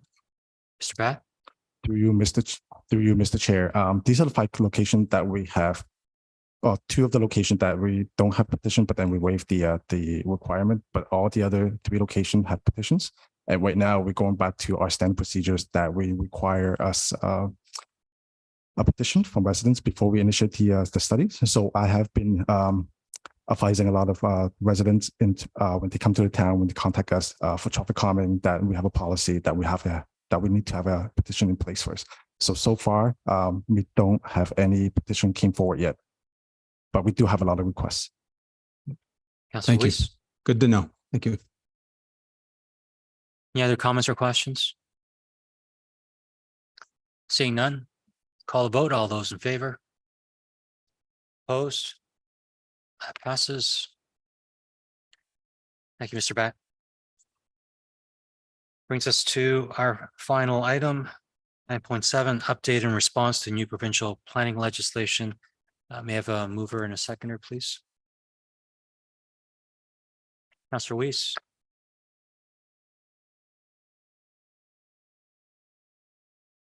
Seconder, Councilor Thompson. Questions or comments? Councilor Gilliland. Thank you. A few things I just kind of wanted to highlight on here. The anticipated financial burden will be passed on to the applicant, therefore should not impact the tax levy or other capital funding sources, which is a very good statement. However, When we look on the revisions about the refunds on the decision-making, I was really shocked to hear that only 1 of 14 reviewed had a decision made within 91 days, which still results in 75% fee refund, while all others would have resulted in 100% refund. How concerned should we be moving forward with these new changes? Through you, Mr. Chair, to Mr. Rumuno. Mr. Rumuno? Through you, Mr. Chair. So as part of the legislation, I think between both Bill 23 and 97, which identified those specific timelines and the requirement for refunds if municipalities don't meet those timelines. At this point, we haven't, it's not yet in effect. The in effect date would be July 1st, 2023, where the refunds would be applicable.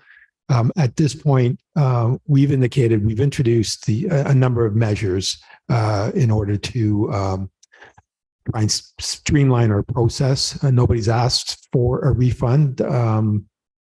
We've identified the potential loss of that 600,000. I guess it was in 2022.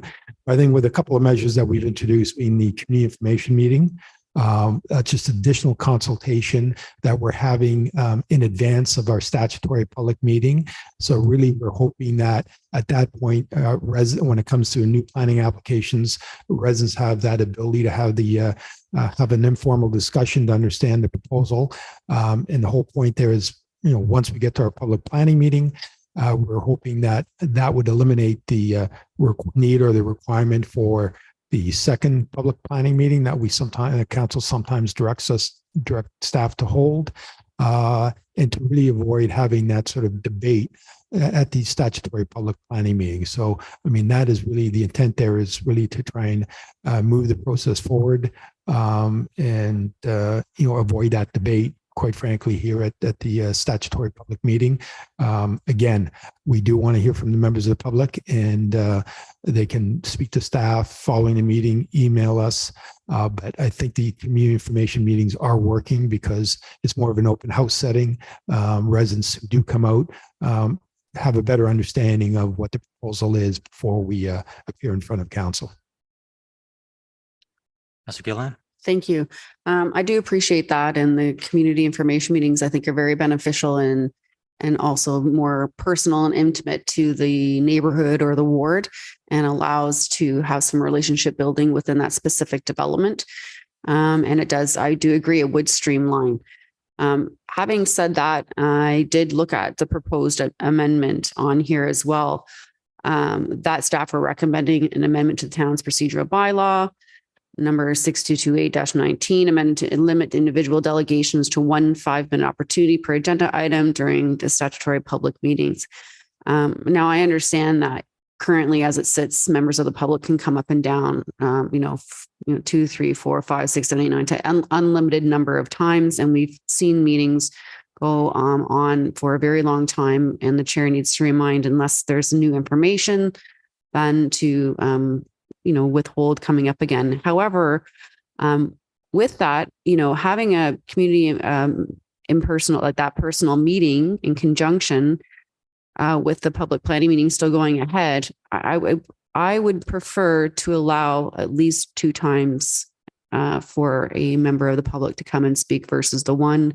Sometimes when a member does come up to speak and we do answer the questions, sometimes they're not answered, just not on purpose, maybe just by mistake or overlooked, or maybe there's a sight line of clarity there. And I wouldn't want to negatively impact that opportunity at that public planning. I would suggest that if we had capped it at the 2 times, that would still really limit the back and forth debate and the unlimited times we have seen in the past or currently now coming up and down. So that would be my only recommendation on here. I have another highlighted area. Bill 97 comes into force. This subsection of Planning Act will be amended to provide that such activities do constitute development, quotes. The parcel land includes land in a prescribed area. The regulations associated with Bill 97 are proposed to define just prescribed area as development that is proposed with 120 meters of shoreline. Could you just kind of expand on that a little bit? It just what the prescribed areas will mean? Mr. Romano? Certainly, through you, Mr. Chair. So that is really the second recommendation is the required amendments to the town site plan control bylaw. As council is aware, through Bill 23 and 97, site plan control has been delegated to staff. That amendment has been, or the site plan bylaw has been amended to that effect. The latest change is that if you recall through Bill 23, developments of less than 10 units no longer required a formal site plan process. It would just simply be, if it's complies with the zoning bylaw, they could proceed to the building permit stage. The latest change here is that if the proposal is within a certain distance of a shoreline or a rail line, a railway, municipality then could request site plan control. So that's another change we'll be making to our current site plan control bylaw. Again, that really only affects any developments that have less than 10 units. Anything above 10 units, they're required to come through a site plan application. Councilor Gillen? Thank you. I appreciate the clarity. And then one last point of clarity. On page 7 to 10, it talks about that between 1 and 10 units, including dwellings within stable neighborhoods, they won't be required a site plan for control for these residents with that type of units. And I'm just wondering, when it says stable neighborhoods, are you just generalizing based on what our OPA says for stable neighborhoods across all of Aurora, or is this also pertain to our specifically designated stable areas within our new subsection of our OPA within respect to Town Park, Regency, and Aurora Heights? Mr. Romano? To you, Mr. Chair. So again, that refers to our current stable neighborhood requirement, where we would put developments of one lot, a rebuild of a home through a formal site plan process. We're no longer to do that. So they just need to comply with their zoning bylaw. If they require exceptions, they still go through a minor variance process and the building permit process. So we're no longer allowed to require site plan application for any development less than 10 units.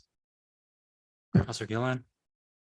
Thank you. And so the answer is, even our specifically designated stable neighborhood areas are not protected. Through you, Mr.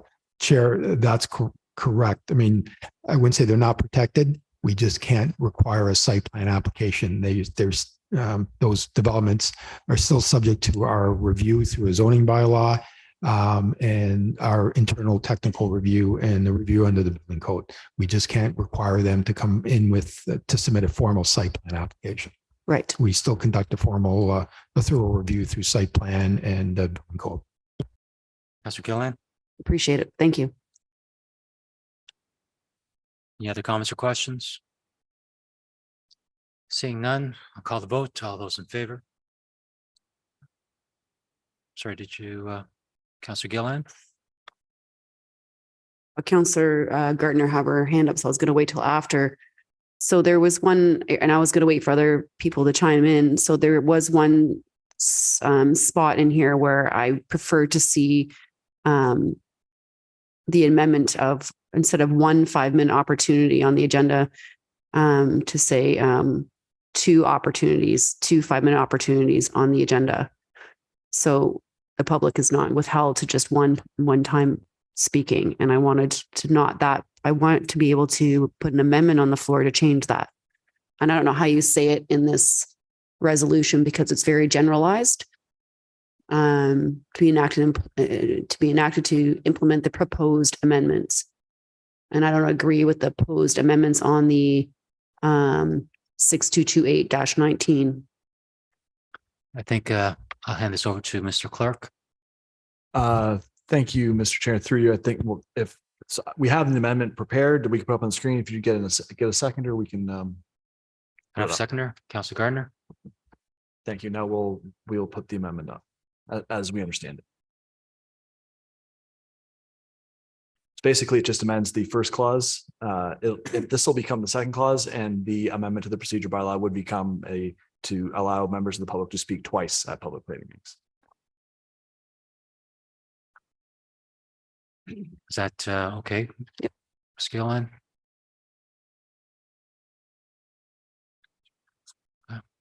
So any comments and questions on the amendment?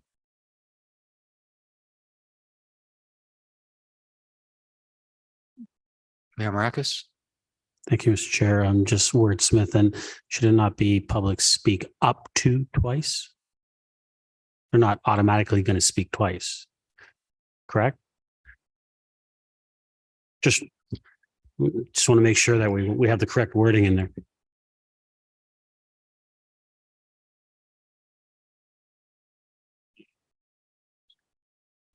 So sorry, Mr. Chair, I was going to say, Councillor Thompson just said it could be up to twice or no more than twice, whichever way you guys want to phrase it.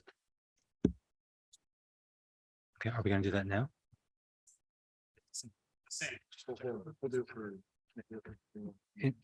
Okay. Okay, so we'll do it in time for the council agenda. You want to do it right now? Okay, there it is. Boy, Ms. Mita is fast. Any other comments or questions on the amendment? Okay, none. So I'll call the vote. All those in favor of the amendment? Opposed? That passes. And Councilor Gardner. Through you, Mr. Chair, to Mr. Rumuno. The reason I remain silent is there are so many things in here that I disagree with and find, I mean, even shocking. Do we have any choice in this? Do we have to, I mean, speaking twice it's an important but relatively small change. I mean, there's some big things in here. Do we have any ability to change this? Mr. Rumuno. Through you, Mr. Chair. So with respect to the changes imposed under the Bill 23 and 97 legislation, we had reported previously to council on that with respect to, the deadlines on council's on decision making by council on planning applications. The more recent changes, and again, most of those have been passed. So we really can't affect any change there. The other changes that we've reported on, we provided a brief summary of the latest changes coming from the province, contained really in page 7 and 8, relates to the province's plan to combine the provincial growth plan and the former provincial policy statement into one document, calling it the provincial planning statement. We've outlined some of those changes in page 7 and 8. Again, they haven't taken effect yet. Some of those changes that we've identified with respect to some of the elimination of density requirements in strategic areas and growth centers don't really apply to the town of Aurora. But again, we can certainly have a discussion, offline if any members of council wanted some additional information, but we will report back once the final decision is made and we do see the new revised the provincial planning statement. Councilor Gardner. Have all of the things on page 8 of 10 been approved? Passed legislation? Mr. Rumuno. Through you, Mr. Chair. So again, that's the new proposed provincial planning statement. It's still a draft document, so it's not in effect yet. I would imagine, I think timing wise, it'll probably be the fall. Thank you. So there might be a point to have council weighing in on their objections on this. Mr. Rumuno. Yes, there could be, and I know regional staff have submitted some of their comments to regional council, and I believe onto the province as well. Thank you. Does council have a copy of your comments? We can certainly provide a copy to members of council. Thank Yeah. you. Could it be provided before next meeting? Thank you. Thank you, Councillor Gardner. Councillor Thompson. Thank you. Just a quick comment. I did note that the Bill 97 has received royal assent. Is there an opportunity to take a quick look at it between now and council and advise if there's any relevant updates or changes? In the report, it just says it's in third reading, but now it's gotten passed in the royal assent. So if there is that opportunity, it'd be great to update it prior to next week. Right, I get the regs may not be out, but if so, great. Any other comments or questions? Okay, we'll vote on the item with the amendment.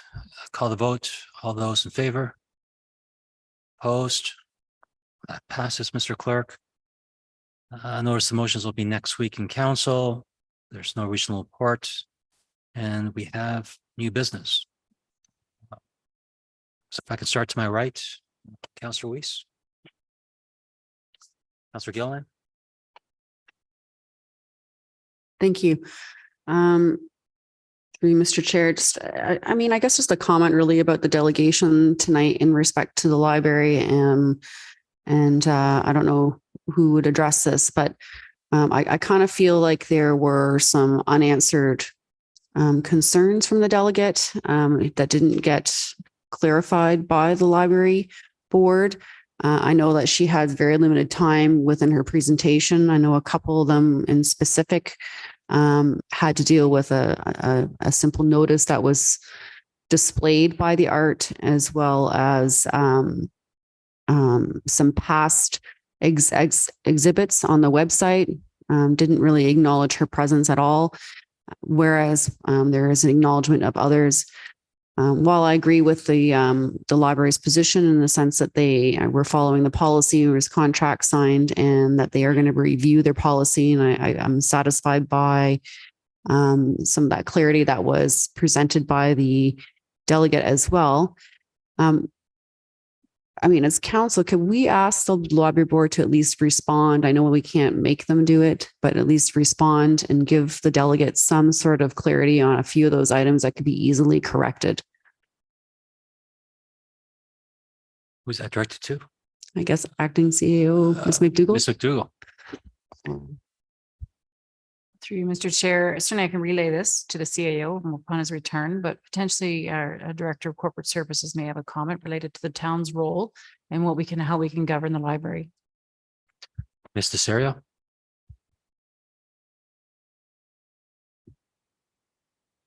Thank you. Through you, Mr. Chair. And this is me speaking as town solicitor.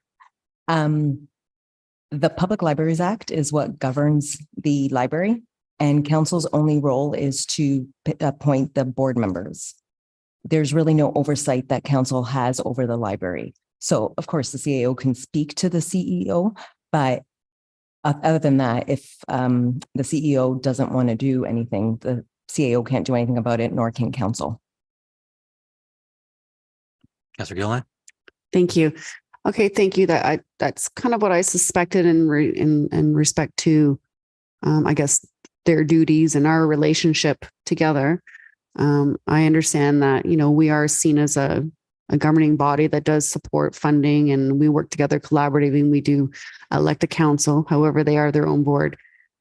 But as council too, I think that we have some sort of at least influence in the sense that, I would like to see the board to have, or the CEO, Mr. Gorman, at least provide some sort of response or clarity to the delegate on those particular two small items in general, to give some closure to, I guess, to what has occurred. While I can't make Mr. Gorman do so, I would hope that, my council members would support, at least vocally expressing that at least that could be the courtesy of closure that maybe we need here today.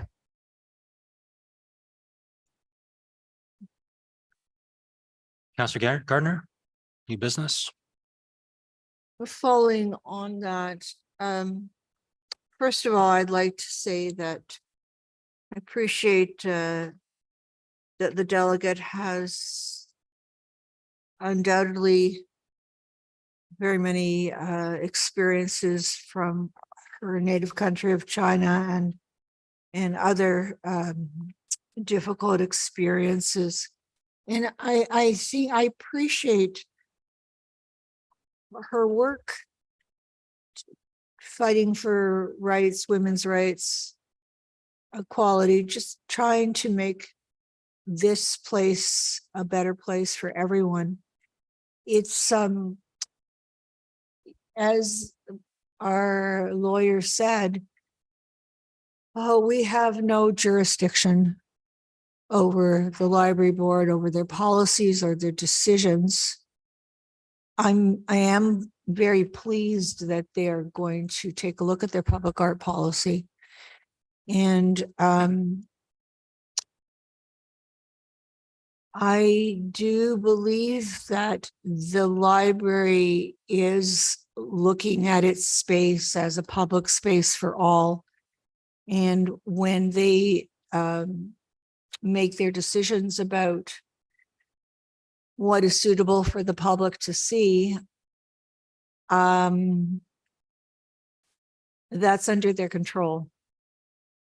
And they have reasons, and we've had many conversations, the artist and I, about this.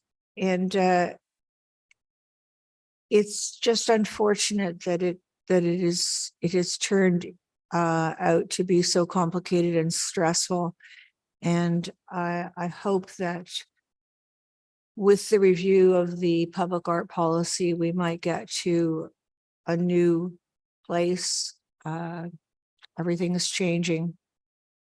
The world is changing, and there may be some changes that will be of help and of satisfaction to the delegate. And I do thank her for coming tonight and the support that she's received from the community. Thank you, Councilor Gardner. Okay. I think this is to Mr. Muno. Mr. Muno, there was a lot of public outcry about 27 trees being removed from the culvert area on Murray. And is it true that when Lake Simcoe says that the trees need to be removed for the project, that is the final word? Mr. Rumino. Through you, Mr. Chair. Yes, I'm aware of it, and that is correct. So as part of our capital project for the culvert improvement and improvement to that stretch of Murray Road between, I think it's Nesbitt and Davis, vegetation management study was prepared, reviewed by staff, also reviewed by the Conservation Authority. So yes, approximately 28 trees, a lot of them in poor condition, have to be removed. But as part of the tree compensation replanting, there'll be an additional close to 90 trees planted. So yes, staff and the Conservation Authority staff had reviewed that project and the vegetation management plan. Councilor Gardner. Through Mr. Chair to Mr. Rumino again. I can understand that. There's a couple of things I can't understand. The residents in the area had no awareness of this. And their first awareness was that a sign was put up last week, and it said that the construction would begin in July. And in fact, I believe the machinery to take down the trees was on site today. It's not July yet. I think we have some important work to do to make sure that our residents are fully in the loop of what's going to be happening in their area and why, especially when it comes to the trees. There's a lot of public interest in trees for good reason. So do we have a policy of how we communicate with residents about these kinds of not only road construction issues, but issues with respect to, I mean, this is really a flood prevention issue. Do we have any policy or process on that? Mr. Ramuno? Through you, yes, we do. Through you, Mr. Chair, we do. And I did speak to staff, and notification had been sent out to residents in the area. As part of the stream management plan. I can confirm, when and how many notices went out, but with all our capital projects and road improvements, we do notify the surrounding residents of the imminent construction. Thank you, through you, Mr. Chair.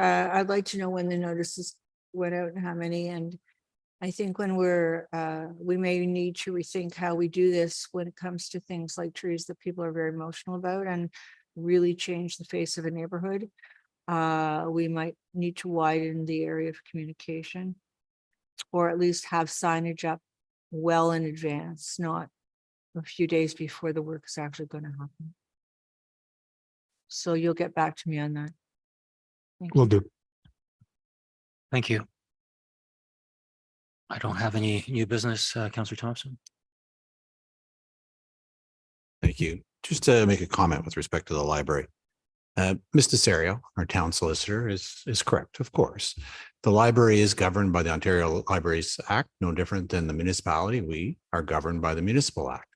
And while they do, have a degree of autonomy in terms of how they manage their business, we do have a relationship, and that relationship includes having two members of this council sit on that board to help foster that relationship, but also in some ways to make sure there's some alignment and some influence with respect to how the library operates. And so I don't mean to put Councillor Weiss on the spot. Councillor Gallo is the other member of the board, but can you at least share some of the conversations that were happening around the table with respect to, the concerns? I'm sure that everybody takes it quite seriously. And from what I've heard, there have been steps taken positively to address those concerns, take action with regards to revising the policies. Like, do you feel that there are steps missing, or are things being done now to address the concerns raised, not just tonight, but previously? Councillor Weiss? Thanks for that. Some of this was done in closed session of the library, but I can tell you that the concerns that have come forward from Ms. Shi have been addressed. There is a public art policy change, a review that is being done. There will likely be, as has done in the Toronto Public Library system and as in Markham, they're seeking legal counsel with respect to the human rights issues, the censorship issues. The library's position is that this is not about censorship at all. It's about curation.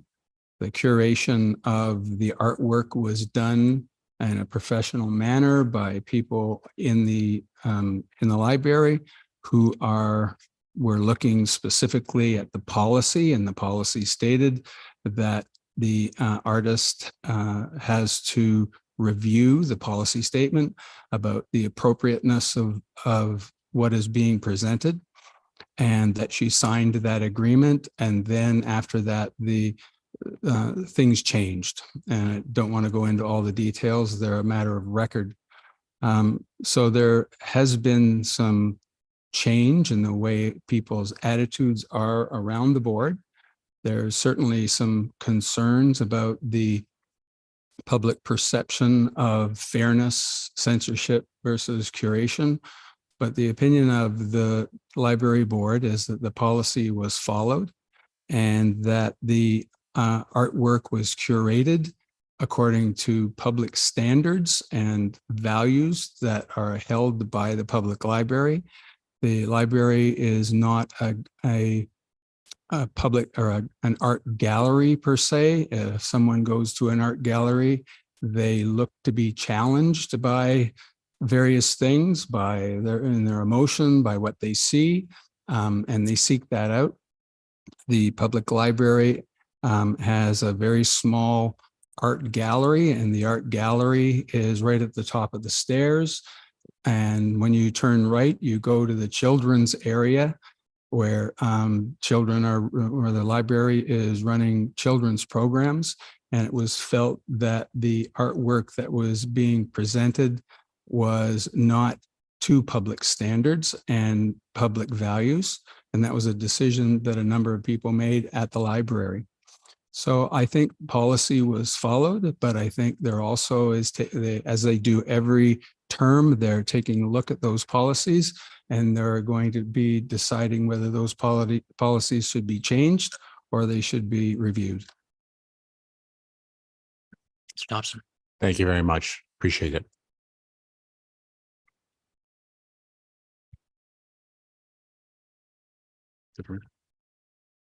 Mr. Mayor.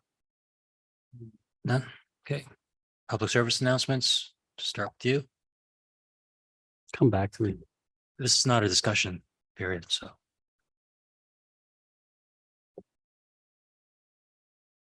PSA, Come back. back. Councilor Thompson. Councilor Gardner.